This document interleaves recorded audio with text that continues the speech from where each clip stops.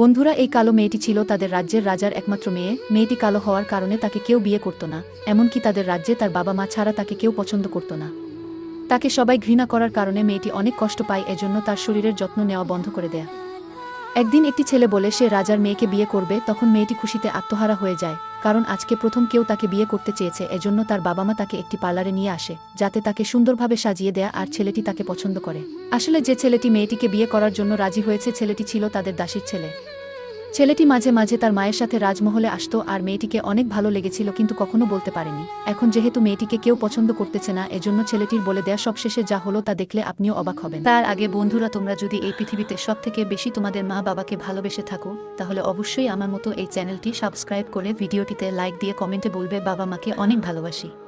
Makeup শেষ করার পর মেয়েটিকে মোটামুটি ভালোই লাগতেছিল। তো বন্ধুরা, দাসীর ছেলে জানার পর রাজা কি তার রাজকন্যার সাথে বিয়ে দিবে তা অবশ্যই কমেন্টে জানাবেন।